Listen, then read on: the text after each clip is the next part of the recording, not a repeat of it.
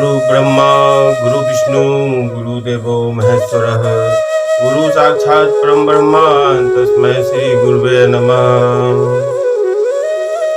त्वमेव माता च पिता त्वमेव बन्धुश्च सखा त्वमेव विद्या द्रविणं त्वमेव सर्वं मम देवा।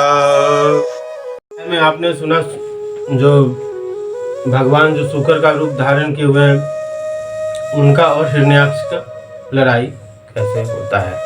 अगला अध्याय अथय कोन विंशोध्याय मतलब कि 19वां अध्याय, तृतीय स्कंद 19वां अध्याय। इसमें हिरण्याक्ष वध। मैत्रेय जी कहते हैं, विदुर जी, ब्रह्मा जी के वे कपट रहित अमृतमय वचन सुनकर भगवान ने उनके भोलेपन पर मुस्कुराकर अपने प्रेम पूर्ण कटाक्ष के द्वारा उनकी प्रार्थना स्वीकार कर ली। फिर उन्होंने झपट कर अपने सामने निर्भय विचरते हुए शत्रु की ठुड्डी पर गदा मारी, किंतु हिरण्याक्ष की गदा से टकराकर वह गदा भगवान के हाथ से छूट गई और चक्कर काटते हुए जमीन पर गिरकर सुशोभित हुई। किंतु यह बड़ी अद्भुत सी घटना हुई। उस समय शत्रु पर वार करने का अच्छा अवसर पाकर भी हिरण्याक्ष ने उन्हें निरस्त्र देखकर युद्ध धर्म का पालन करते हुए उन पर आक्रमण नहीं किया। उसने भगवान का क्रोध बढ़ाने के लिए ही ऐसा किया था। गदा गिर जाने पर और लोगों का हाहाकार बंद हो जाने पर प्रभु ने उसकी धर्म बुद्धि की प्रशंसा की और अपने सुदर्शन चक्र का स्मरण किया। चक्र तुरंत ही उपस्थित होकर भगवान के हाथ में घूमने लगा, किंतु वे अपने प्रमुख पार्षद दैत्यादम हिरण्याक्ष के साथ विशेष रूप से क्रीड़ा करने लगे। उस समय उनके प्रभाव को न जानने वाले देवताओं के ये विचित्र वचन सुनाई देने लगे, प्रभु आपकी जय हो, इसे और न खिलाइए, शीघ्र ही मार डालिए। जब हिरण्याक्ष ने देखा कि कमल दल लोचन श्रीहरि उसके सामने चक्र लिए खड़े हैं, तब उसकी सारी इंद्रियां क्रोध से तिलमिला उठी और वह लंबी सांस लेता हुआ अपनी दांतों से होठ चबाने लगा। उस समय वह तीखी दाढ़ों वाला दैत्य अपने नेत्रों से इस प्रकार उनकी ओर घूरने लगा मानो वह भगवान को भस्म कर देगा। उसने छलकर, ले अब तू नहीं बच सकता, इस प्रकार ललकारते हुए श्री हरि पर गदा से प्रहार किया। साधु स्वभाव विदुर जी, यज्ञ मूर्ति श्री वराह भगवान के शत्रु के देखते देखते लीला से ही अपने बाएं पैर से उसकी वह वायु के समान वेग वाली गदा पृथ्वी पर गिरा दी और उससे कहा, अरे दैत्य, तू मुझे जीतना चाहता है, इसलिए अपना शस्त्र उठा ले और एक बार फिर वार कर। भगवान के इस प्रकार कहने पर उसने फिर गदा चलाई और बड़ी भीषण गर्जना करने लगा। गदा को अपनी ओर आते देखकर भगवान ने जहाँ खड़े थे वहीं से उसे आते ही अनायास इस प्रकार पकड़ लिया जैसे गरुड़ सांपिन को पकड़ ले। अपने उद्यम को इस प्रकार व्यर्थ हुआ देख उस महादैत्य का घमंड ठंडा पड़ गया और उसका तेज नष्ट हो गया। अब की बार भगवान के देने पर उसने उस गदा को लेना न चाहा, किंतु जिस प्रकार कोई ब्राह्मण के ऊपर निष्फल अविचार करे, मूठ आदि चलाए, वैसे ही उसने श्री यज्ञ पुरुष पर प्रहार करने के लिए एक प्रज्वलित अग्नि के समान लपलपाता हुआ त्रिशूल लिया। महाबली हिरण्याक्ष का अत्यंत वेग से छोड़ा हुआ वह तेजस्वी त्रिशूल आकाश में बड़ी तेजी से चमकने लगा। तब भगवान ने उसे अपनी तीखी धार वाले चक्र से इस प्रकार काट डाला जैसे इंद्र ने गरुड़ जी के छोड़े हुए तेजस्वी पंख को काट डाला था। यहाँ पे एक बात और सुनिए, इंद्र ने कब काटा?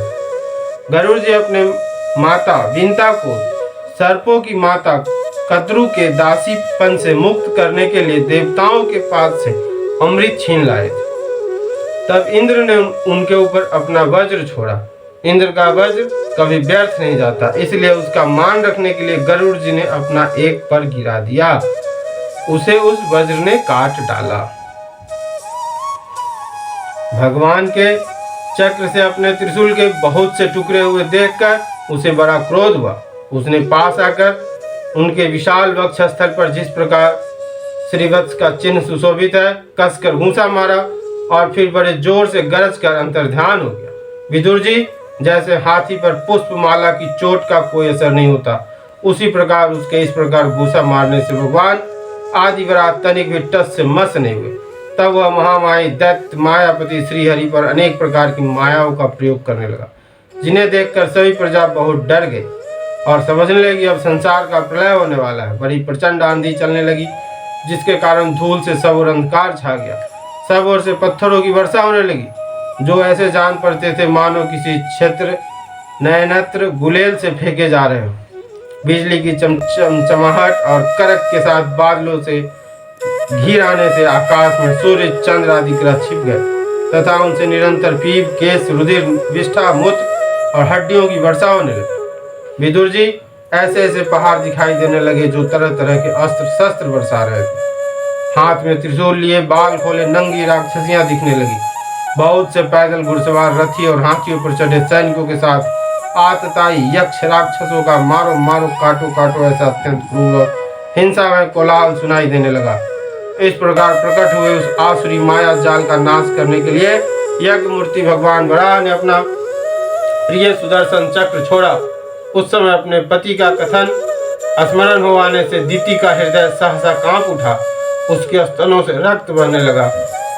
अपना माया जाल नष्ट हो जाने पर वह दैत्य फिर भगवान के पास आया। उसने उन्हें क्रोध से दबाकर चूर चूर करने की इच्छा से भुजाओं में भर लिया, किंतु देखा कि वे तो बाहर ही खड़े हैं।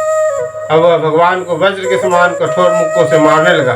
तभी इंद्र ने जैसे वृतासुर पर प्रहार किया था, उसी प्रकार भगवान ने उसकी कनपटी पर एक तमाचा मारा।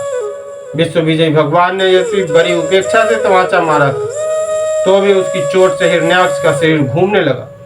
उसके नेत्र बाहर निकल आए तथा हाथ पैर और बाल छिन्न भिन्न हो गए और वह निष्प्राण होकर आंधी से उखड़े हुए विशाल वृक्ष के समान पृथ्वी पर गिर पड़ा। हिरण्याक्ष का तेज अब भी मलिन नहीं हुआ था। उस कराल दाढ़ों वालों दैत्य को दांतों से ओट चबाते पृथ्वी पर पड़ा देख वहां युद्ध देखने के लिए आए हुए ब्रह्मादि देवता उसकी प्रशंसा करने लगे। ओह, ऐसी अलभ्य मृत्यु किसको मिल सकती है। अपनी मिथ्या उपाधि से छूटने के लिए जिनका योगी जन समाधियों के द्वारा एकांत में ध्यान करते हैं, उन्हीं के चरण प्रहार से उनका मुख देखते देखते इस दैत्यराज ने अपना शरीर त्यागा। ये हिरण्याक्ष और हिरण्यकशिपु भगवान के ही पार्षद हैं। इन्हें साप बस यह अधोगति प्राप्त हुई है। अब कुछ जन्मों में ये फिर अपने स्थान पर पहुंच जाएंगे। देवता लोग कहने लगे, प्रभु आपको बारंबार नमस्कार है। आप संपूर्ण यज्ञों का विस्तार करने वाले हैं तथा संसार की स्थिति के लिए शुद्ध सत्वमय मंगल विग्रह प्रकट करते हैं। बड़े आनंद की बात है कि संसार को कष्ट देने वाला यह दुष्ट दैत्य मारा गया। अब आपके चरणों की भक्ति के प्रभाव से हमें भी सुख शांति मिल गई। मैत्रेय जी कहते हैं, विदुर जी, इस प्रकार महापराक्रमी हिरण्याक्ष का वध करके भगवान आदि वराह अपने अखंड आनंदमय धाम को पधार गए। उस समय ब्रह्मादि देवता उनकी स्तुति करने लगते हैं। भगवान अवतार लेकर जैसी लीलाएं करते हैं और जिस प्रकार उन्होंने भीषण संग्राम में खिलौनों की भांति महापराक्रमी हिरण्याक्ष का वध कर डाला। मित्र विदुर जी, सब चरित जैसा मैंने गुरुमुख से सुना था आपको सुना दिया। सूत जी कहते हैं, सौनक जी, मैत्रेय जी के मुख से भगवान की यह कथा सुनकर परम भागवत विदुर जी को बड़ा आनंद हुआ। अब अन्य पवित्र कृति और परम यशस्वी महापुरुषों का चरित्र सुनने से ही बड़ा आनंद होता है। तब श्री वत्सधारी भगवान की ललित ललाम लीलाओं की तो बात ही क्या है। जिस समय ग्राह के पकड़ने पर गजराज प्रभु के चरणों का ध्यान करने लगे, उनकी हथनियां दुख से चिघारने लगी। उस समय जिन्होंने उन्हें तत्काल दुख से छुड़ाया, जो सब ओर से निराश होकर अपनी शरण में आए हुए सरल हृदय भक्तों से सहज में ही प्रसन्न हो जाते हैं, किंतु दुष्ट पुरुषों के लिए अत्यंत दुराराध्य है। उन पर जल्दी प्रसन्न नहीं होते। उन प्रभु के उपकारों को जानने वाला ऐसा कौन पुरुष है जो उनका सेवन न करेगा। शौनकादि ऋषियों, पृथ्वी का उद्धार करने के लिए बड़ा रूप धारण करने वाले श्री हरि की इस हिरण्याक्ष वध नामक परम अद्भुत लीला को जो पुरुष सुनता, गाता अथवा अनुमोदन करता है, वो ब्रह्म हत्या जैसे घोर पाप से भी सहज में ही छूट जाता है। यह चरित्र अत्यंत पुण्यप्रद, परम पवित्र, धन और यश की प्राप्ति कराने वाला, आयुवर्धक और कामनाओं की पूर्ति करने वाला तथा युद्ध में प्राण और इंद्रियों की शक्ति बढ़ाने वाला है। जो लोग इसे सुनते हैं उन्हें अंत में श्री भगवान का आश्रय प्राप्त होता है। इति श्रीमद् भागवत महापुराणे पारमहंस संहितायां तृतीय स्कंदे हिरण्याक्ष वधो नामो कोनविंशोऽध्याय। श्री भागवत भगवान की है आरती, पापियों को पाप से है तारती। ये अमर ग्रंथ, ये मुक्ति पंथ, ये पंचम वेद निराला, नव ज्योति जलाने वाला, हरि नाम यही हरि धाम यही, यही जग मंगल की आरती। पापियों को पाप से है तारती, श्री भागवत भगवान की है आरती। ये शांति गीत पावन पुनीत, पापों को मिटाने वाला, हरि दरस दिखाने वाला। यह सुख करनी या दुख हरनी, श्री मधुसूदन की आरती। पापियों को पाप से है तारती, श्री भागवत भगवान की है आरती। ये मधुर बोल जग फंद खोल, सन्मार्ग दिखाने वाला, बिगुरों के बनाने वाला। श्री राम यही घनश्यामी, यही यही प्रभु की महिमा की आरती। पापियों को पाप से है तारती, श्री भागवत भगवान की है आरती। बोलिए श्री सच्चिदानंद महाराज की जय।